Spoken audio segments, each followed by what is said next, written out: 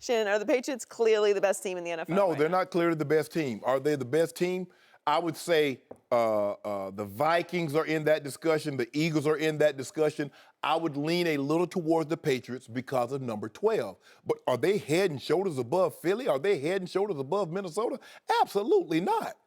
So I would rank them slightly ahead of those two teams for the simple fact they have 12. But other than that, no. Philly has what you call a team that can give them problems because they have two big studs inside, Fletcher Cox and Tim Jernigan, that can get, push, and collapse the pocket, and they can force you to Graham and Barnett, and then they have a great rotational. Jim Schwartz do a great job of rotating those guys, keeping them fresh. The Minnesota Vikings can get after you.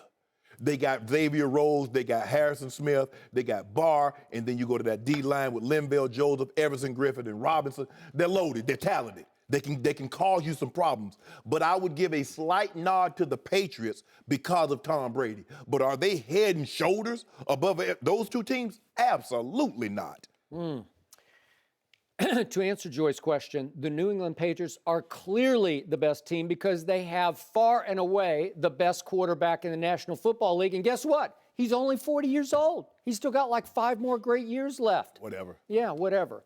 Tom Brady should be running away with MVP at this point. He's not. He's not because there's so much Brady hate. Oh, stop there's it, Skip resentment, Bayless. There's jealousy. There's no way he's going to win MVP What about this year. Carson Wentz just played? What about Carson Wentz with 25 touchdowns and 5 picks, Skip? What does that mean? Does that mean anything? 22-2 is Tom Brady. Okay. 22 touchdowns. What's his record? What's his record? What's his team record? Wow. What's his team record? 8-2. Okay, what's Carson Wentz's team record? 9-1. Okay, so what are we discussing again? What did Carson Wentz look like in the first half to you last night? Did he look like the runaway MVP? Hold on. When did the NFL games only go to half, Joey?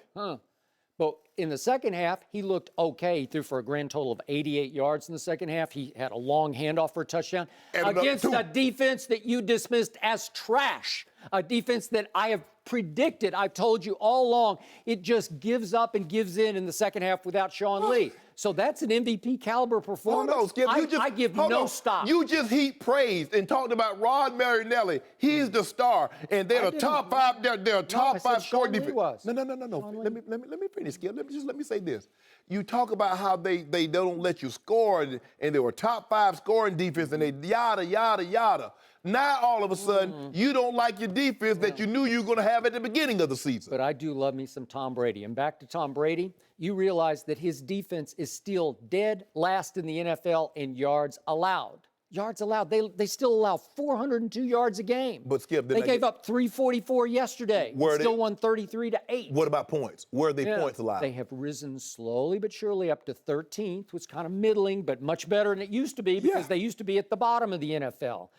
And yet, Tom Brady yesterday with a mere 89 yards rushing, so he didn't have a big run game to fall back on the way Carson Wentz did. In the second half, Carson Wentz had 180 yards rushing to lean on. Kind of like Dak had the first 23 games. Okay, but go ahead. Wow. Interesting. So yesterday, Tom Brady goes 30 of 37 for 339 with a QBR of 96, which was by far the best QBR of the day or the weekend in the National Football League. Second was Kirk Cousins with 79.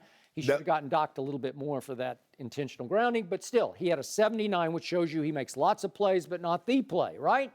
So for the year, all of a sudden, Tom Brady has risen slowly up the board in QBR from that disastrous opening night that I was the first to acknowledge. And all of a sudden, Deshaun still leads at 82. At some point, he's not going to qualify because he didn't play enough games. Right. But Case Keenum, by the way, is now at 75.4 in second place. And Tom Brady's right on his tail, 75.2. Here comes Tom Brady. And I think before it's over, he will win the QBR race. If you don't mind me asking, can you tell me where Wentz is and where Dak is?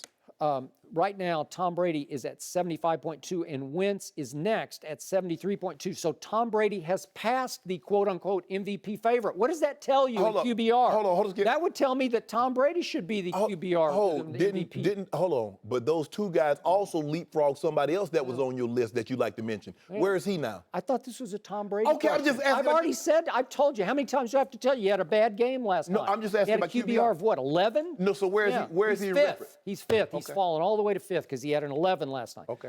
So he should be running away, Tom Brady, with MVP because he's winning in spite of his defense. He did not have Julian Edelman for the whole year, and now he doesn't have Chris Hogan. He's doing it with mirrors, and he might just be having his best year yet at age 40.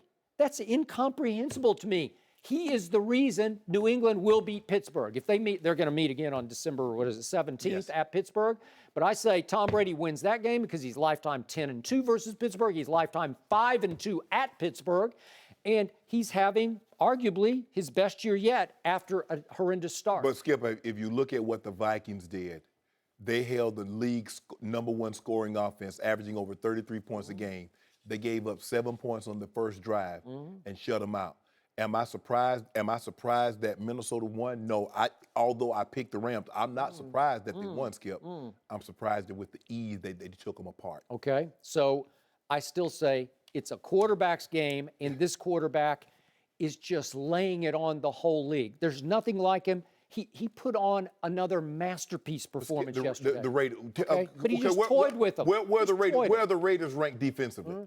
I don't know. They're behind the Cowboys. Okay, so now if you're not gonna give other guys credit when they light up the Cowboys secondary, I don't think you should be heaping praise on Brady. Brady is great in and of itself, but don't make it seem like he beat the 75 Steelers. Don't make it seem like he threw against the 2000 Ravens, okay? Because he didn't. Masterpiece. He's at it again. Skip, nobody's going to give him credit. I'm going to give him credit. Skip, we're not I'm just going off eye test. What did I see? But what I don't understand, He's flawless. What I don't understand is when other guys play well, you minimize who they did it against. Now Tom Brady does it against the Raiders. And who thought the Raiders was going to have a defense? When have the Raiders had a defense? I expected him to play well. I did not expect Tom Brady at Mexico City against the Raiders to just destroy them, and he just destroyed them. Thanks for watching. Subscribe here to get the latest from the show. Be sure to check out more of the best clips from Undisputed, or go watch a few segments from the newest show on FS1, First Things First, with Chris Carter and Nick Wright.